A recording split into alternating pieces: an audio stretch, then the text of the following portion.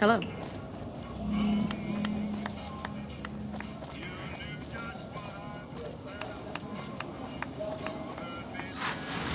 It's hard to sleep in this place, I tell you. Last night, some girl was pounding on my door all night.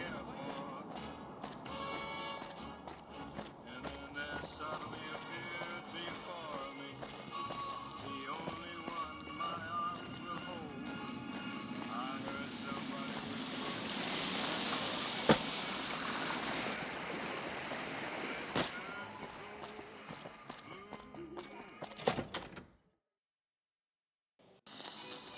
Beg your pardon, but could I trouble you to turn over your weapons?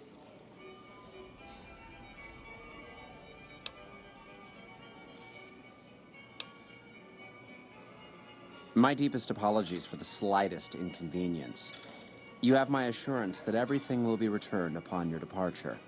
But we simply can't have anyone waving their weapons around in the hotel. It's not the atmosphere we wish to cultivate. Please, enjoy your stay. They'll be handled with the utmost security in our bank. Pleasure speaking to you.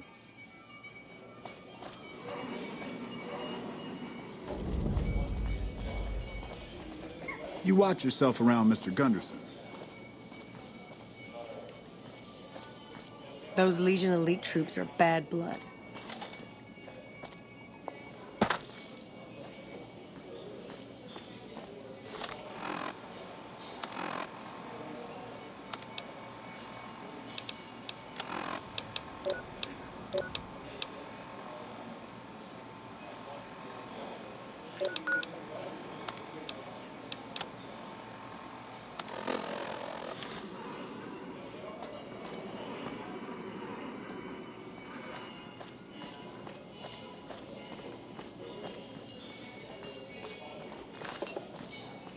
Welcome to Top Shelf.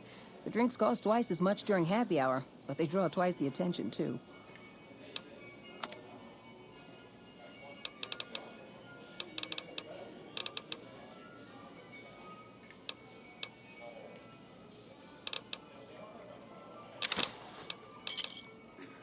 Another satisfied customer. Adieu.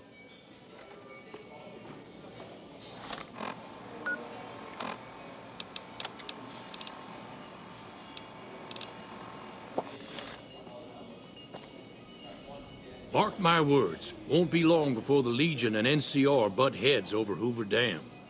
Beg your pardon, stranger, but I'm looking for someone.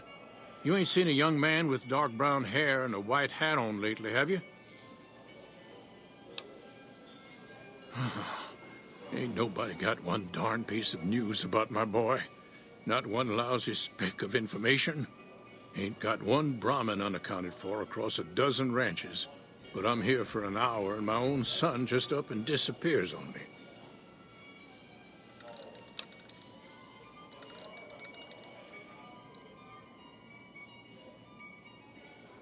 Yep, got a whole mess of Brahmins to my name. Bighorners, too. Used to just have the one ranch, but land was easy to grab before the soldiers moved in. Before I knew it, I was running one of the biggest ranching operations east of California. Now, everywhere I go, folks I never even met shake my hand and call me Mr. Gunderson. Don't quite know what to make of that.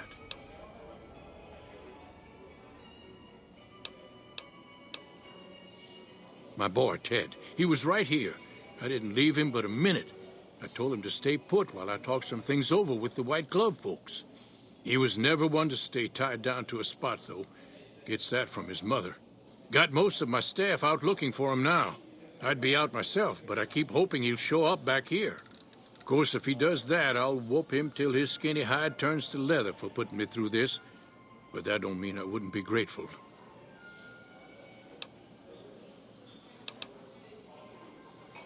Made me a special arrangement with the hotel. They want to do business with me, they got to play by my rules. A lot of people out there resent success. Might want to take a swipe at me. This makes them think twice. If I'd have been thinking, though, I'd have had him watching my boy instead. Then none of this would have happened.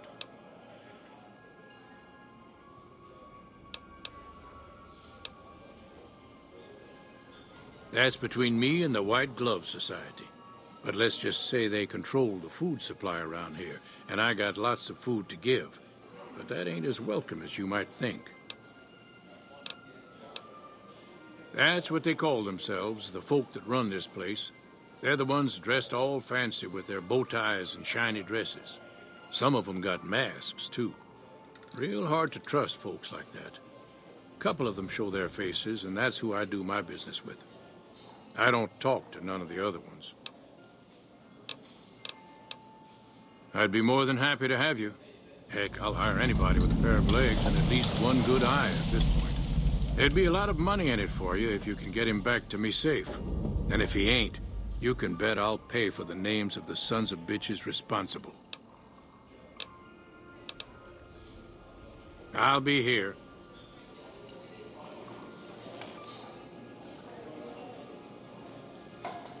Mark my words, House won't is be dead. long before the This time Legion for and good. NCR butt heads over Hoover Dam.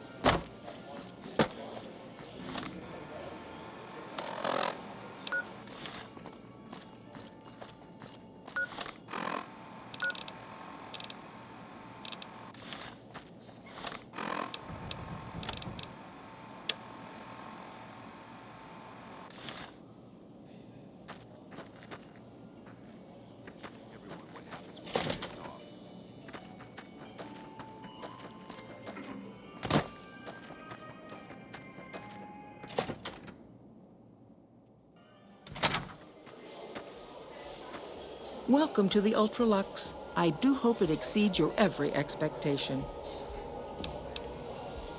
What else? Mr. Gunderson and I have been discussing his livestock. It's put us in a rather delicate position, you see, his coming here. Not that we aren't grateful for his generous offer. But our executive chef, Philippe, has transformed Brahmin steak into a delicacy. He really is a genius. Everyone wants it. But a delicacy is just that, delicate. If everyone can get it, it ceases to be a delicacy. It becomes a perfectly ordinary staple. And if the gourmand served staples, it would no longer draw the caliber of people it deserves. It would be a diner or a family restaurant. So as much as we'd all love for there to be enough steak for everyone, I'm afraid there are more important things to consider. This again? I thought this was all settled. I answered every one of that investigator's questions to his satisfaction and gave all the help I could. I know our reputation hasn't always been spotless, but that's all in the past now. How some people can't get over it is beyond me. For the last time, the White Glove Society has never and will never consume human flesh for any reason. It's written in the charter.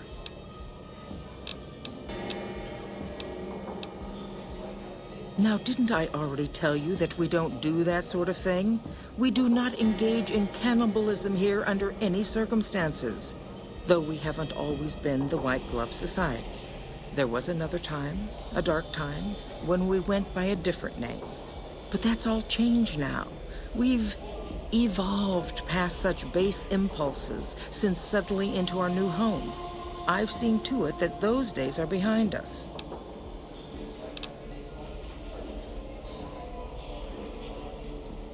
There was an investigator who came through here last week. He'd been hired by a young man whose bride-to-be went missing during their stay here. Well, you can already guess what probably happened, can't you? It seems perfectly likely that she got cold feet and ran off. And that young groom just didn't have a clue, the poor dear.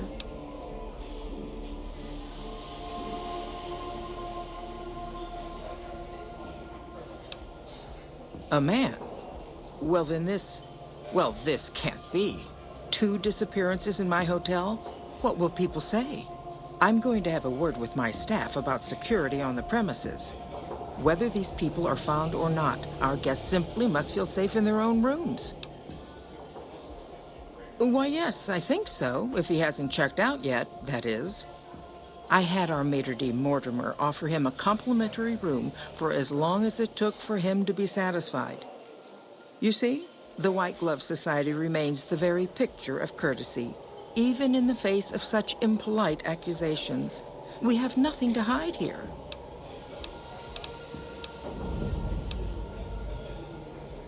I do, but one can hardly call it work. I think of myself as a caretaker rather than a common laborer. I suppose it is a labor of love if it can be called labor at all.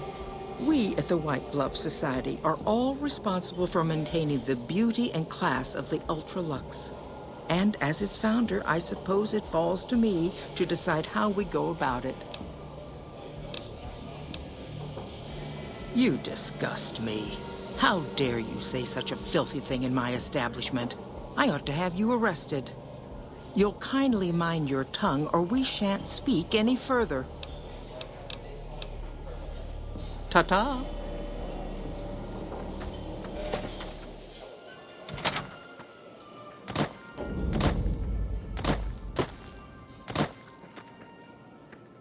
How may I be of service, sir?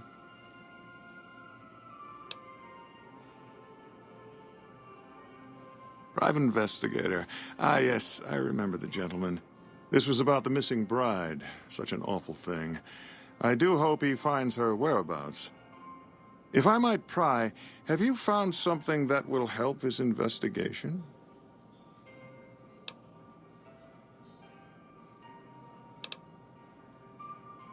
You are? Nothing so grim as his investigation, I hope. Now, ordinarily, we don't give out guest information, but I think given the circumstances, he'll want to speak with you. Let's see. He hasn't checked out yet. If you head back to the hotel rooms, his will be 1 floor directly above you after you exit the lobby. I hope we can put this whole matter to rest at last. If you head back to the hotel rooms, his will be 1 floor directly above you after you exit the lobby.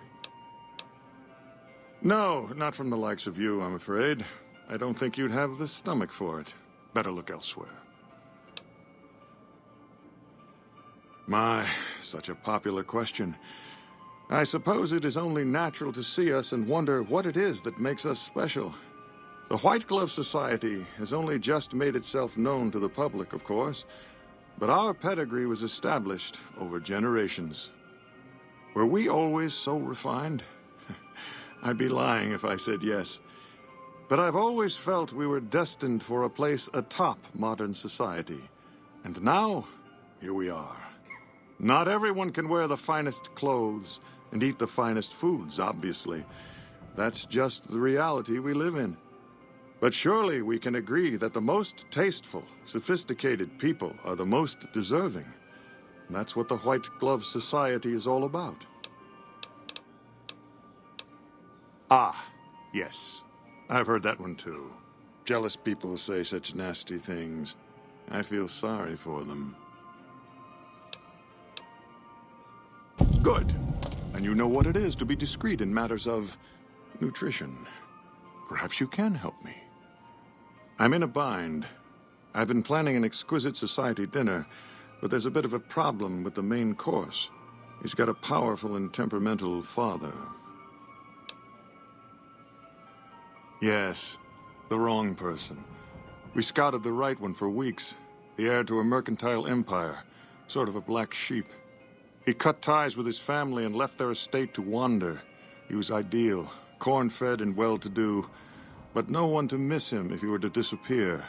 Unfortunately, the trap my subordinates set for him failed, and as he escaped, he saw their faces. Now he's wary. I asked for a last-minute replacement, and they stole the son of the most dangerous Brahmin baron in New Vegas while he stayed at this very hotel. Needless to say, this could be a disaster if things aren't put back the way they should be. And I still need somebody reputable to serve for dinner. Strictly speaking, we're no longer allowed to eat people. But I'm hoping the right person and preparation might sway Marjorie to see things my way. I need a replacement, and I need the boy taken care of. The replacement must be healthy and well-bred. One can't very well make steak from gristle. With so little time, we'll have to go after our original choice, Carlisle St. Clair. He lives in a shack north of here. For freshness, we need him alive. If you could send him here or knock him out with this and drag him into the dumpster next to his house, we can do the rest. Not this one. Empty. I don't believe it's seen use since before the war. And what would the point be, really? Who would pick up his trash if he used it? But for our purposes, it should keep his body safe and hidden until my cohorts can recover it. Ted Gunderson is his name. It would be simplest if we could convince him this was all an unfortunate misunderstanding. But if he won't listen, we can't very well let him go. He'll have to be slaughtered and served. Then we wouldn't need the replacement. But you would need to deal with his father, Heck. Perhaps if you could smear some of Ted's blood around his father's hotel room, you could frame him.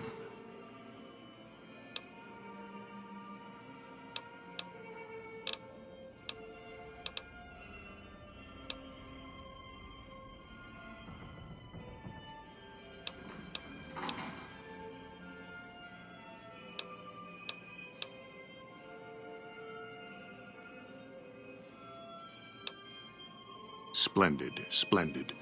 The boy is being held in the kitchen beneath the gourmand. Here are some keys that will allow you access to him. The Elder Gunderson is staying in our penthouse. I understand he's hired security, so be careful if you go up there. And our Mr. St. Clair resides to the north. He rarely strays far from his house, and he surrounded it with booby traps. No, everyone he meets, he tells the same story. That his son disappeared from the casino, not from his room. He'll look guilty. Indeed.